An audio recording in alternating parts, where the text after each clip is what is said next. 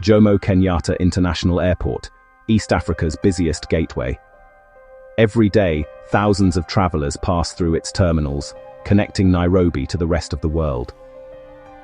But behind the buzz of departure gates and the hum of jet engines, investigators say something else has been taking flight: drugs. A recent exposé by KTN's investigative unit has revealed evidence suggesting that global narcotics cartels have found a soft entry or exit point at one of Africa's most strategic airports.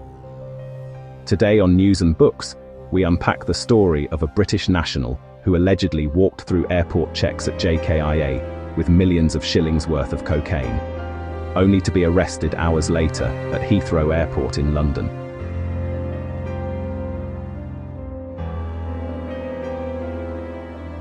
I'm your host, Eric, and joining me to make sense of this shocking case is Michael, an airport security analyst with years of experience in aviation safety and anti-trafficking operations. Michael, welcome to the show. Thanks, Eric. It's good to be here, though the story we're discussing is deeply troubling. Let's start with the basics. The KTN team reports that the suspect, a British citizen, boarded a Nairobi-London flight earlier this year.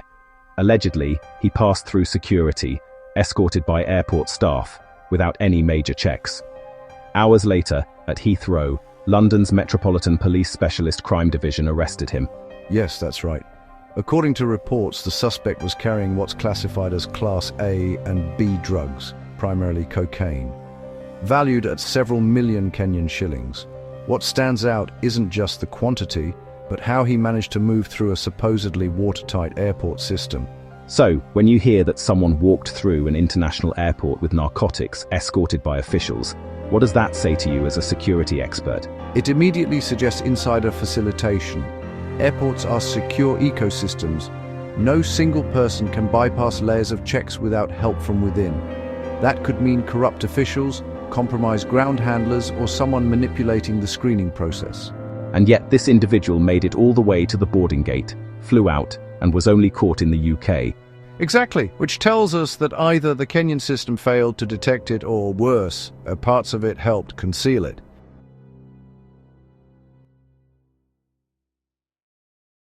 KTN's investigation shows CCTV evidence and witness accounts claiming the man was escorted by airport personnel.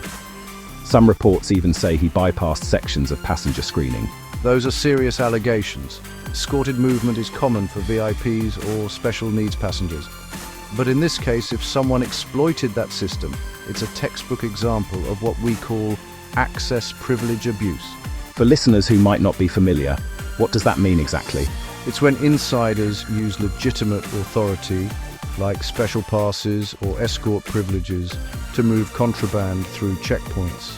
Because they look official, security rarely questions them. So it's not about weak machines, it's weak accountability. Precisely.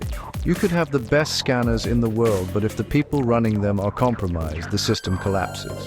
Kenyan authorities later said investigations are ongoing, with both the DCI's anti-narcotics unit and airport security reviewing CCTV and staff logs. That's the right move, because this isn't an isolated case. There have been similar incidents across Africa where airports were used as drug corridors, often involving staff bribery and manipulation.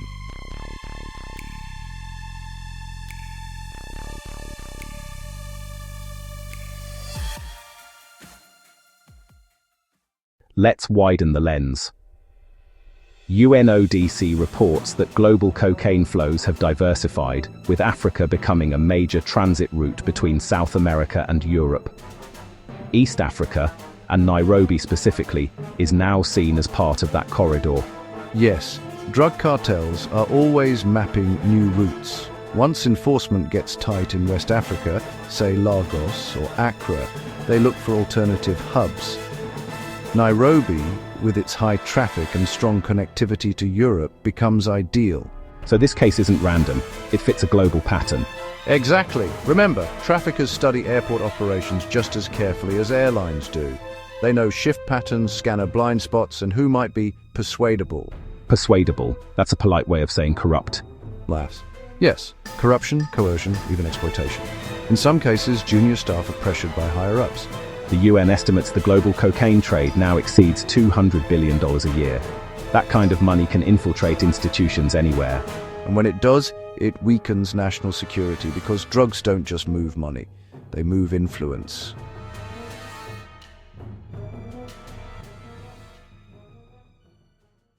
Kenya's DCI and anti-narcotics unit have said they're working closely with international partners, including the UK's Metropolitan Police. That cooperation is essential.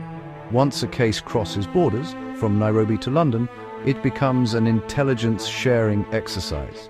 Evidence like flight manifests, CCTV footage, and staff rosters must align between the two countries. It's interesting how the UK arrest exposed the gap on the Kenyan side. Yes, and that's often how it happens.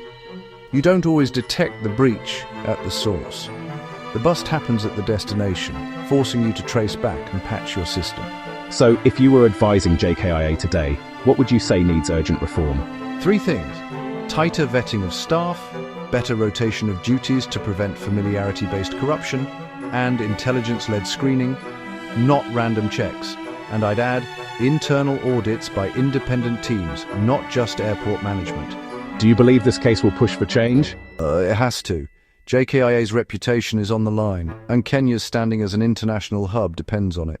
Sometimes in these stories we forget the human side, the lives destroyed by the drug trade. Exactly. Every gram smuggled through an airport like JKIA contributes to addiction, violence, and corruption somewhere else.